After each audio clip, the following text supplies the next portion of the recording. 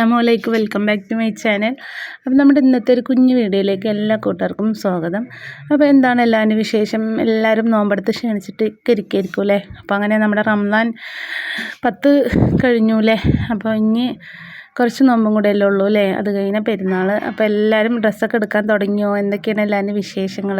അപ്പോൾ ഞാൻ ഇന്ന് കുറച്ച് നമ്മുടെ നോമ്പ് തുറക്കാനാവാനുള്ള ഒരു കുറച്ച് സമയത്തെ വീഡിയോ ആയിട്ടാണ് വന്നിട്ടുള്ളത്.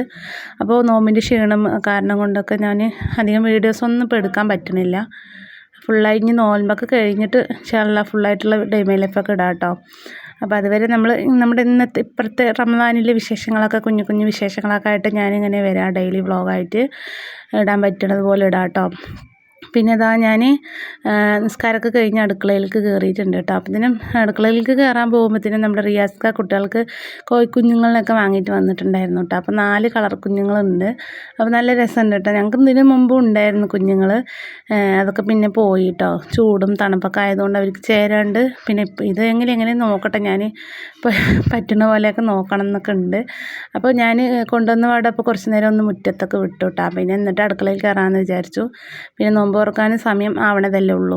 അപ്പോൾ ഇന്ന് നമ്മൾ വിചാരിക്കാത്ത പോലെ മാഷാ അല്ലാ അൽഹംദുലില്ലാ ഞാൻ ഇത്രയൊന്നും പ്രതീക്ഷിച്ചില്ല കേട്ടോ. നോമ്പ് തുറക്കാൻ അപ്പോൾ ആ സമയമായപ്പോഴത്തേനും നമുക്ക് നോമ്പ് തുറക്കാനുള്ള സാധനങ്ങളൊക്കെ എത്തിയിട്ടുണ്ട്. തണ്ണിമത്തനും ഫ്രൂട്ട്സൊക്കെ വാങ്ങിക്കൊണ്ടുവന്നിട്ടുണ്ടായിരുന്നു കേട്ടോ. ജ്യൂസ് അടിക്കാനും പിന്നെ ചപ്പാത്തി ആട്ടോ ഒന്ന് ഉണ്ടാക്കണത്. അപ്പം മാവൊക്കെ കുഴച്ച് വെച്ചിട്ടുണ്ട്. അമ്മ ഒന്ന് ചുട്ടുതരാമെന്ന് പറഞ്ഞു കേട്ടോ. പിന്നെ ഇതാ നമ്മുടെ കോഴിക്കുഞ്ഞുങ്ങൾ കുറച്ച് നേരം പുറത്ത് വിട്ടുകയാണ്.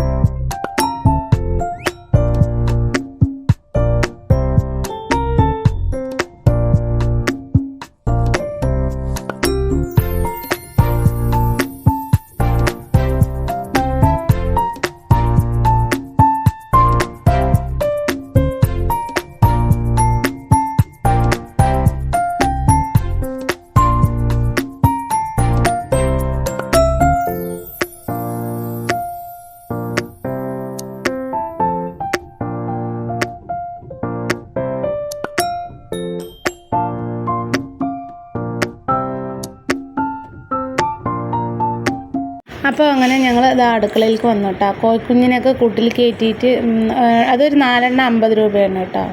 അപ്പോൾ അങ്ങനെ രസം. അപ്പോൾ റിൻഷിമോൾ വാങ്ങാൻ പറഞ്ഞപ്പോൾ വാങ്ങിയതാണ് കേട്ടോ. റിയാസ്ക സ്കൂട്ടിൽ പോയിട്ട് വരുമ്പോൾ.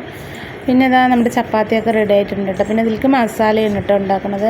അപ്പോൾ അങ്ങനെ ഓരോന്ന് റെഡി ആയിട്ട് വരുന്നുണ്ട്. പിന്നെ ഇതാ തണ്ണിമത്തനൊക്കെ ഒന്ന് മുറിച്ച് സെറ്റാക്കി വെച്ചിട്ടുണ്ട് കേട്ടോ. കുറച്ച് പീസാക്കിയിട്ടും കുറച്ച് ജ്യൂസ് പോലെ ആക്കിയിട്ടും കഴിക്കാൻ വിചാരിച്ചു. പിന്നെ നമ്മുടെ ആ പഴം, അപ്പോൾ ഈ ഒരു സാധനം ഉണ്ട്. അപ്പോൾ ഇതിൻ്റെ പേരെന്താണെന്ന് എനിക്കറിയില്ല. അപ്പോൾ അതൊന്ന് ജ്യൂസാക്കണം. പാലും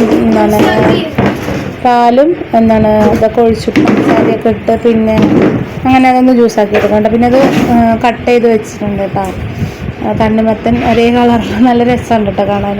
പിന്നെ നമ്മുടെ പള്ളിയിലത്തെ കഞ്ഞി ഉണ്ട് കേട്ടോ. കഞ്ഞി അങ്ങനെ കഞ്ഞി നമ്മുടെ ഈ മാസം ഫുള്ള് നമുക്ക് കഞ്ഞിയൊക്കെ കിട്ടും. അപ്പോൾ ഈ സാധനം കേട്ടോ, അതിൻ്റെ പേര് എനിക്കറിയില്ല. അതാണ് ഞാൻ ഒരു ഉരുണ്ട സാധനം എന്ന് പറഞ്ഞത്.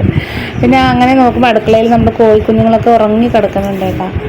അപ്പോൾ പിന്നെ ഞാൻ അങ്ങനെ അടുപ്പിൻ്റെ അവിടേക്ക് പോയി അടുപ്പ് കത്തിച്ച് പിന്നെ നമുക്ക് അത്താഴത്തിനുള്ള ചോറൊക്കെ ഒന്ന് വെക്കാൻ വിചാരിച്ചിട്ട്. അപ്പോൾ ഇപ്പോൾ വെച്ച് കഴിഞ്ഞാൽ പിന്നെ രാത്രിക്കൽക്കും അത്താഴത്തിനൊക്കെ ആയല്ലോ എന്ന് വിചാരിച്ചിട്ട് പിന്നെ രസമാണ് കേട്ടോ വെക്കണം. അത്താഴത്തിന് രസവും മുട്ടയൊക്കെ ഇട്ടാൽ പൊരിക്കണം. അപ്പോൾ നമുക്ക് ജസ്റ്റ് അതൊക്കെ മതിയല്ലോ എന്ന് വിചാരിച്ചിട്ട്.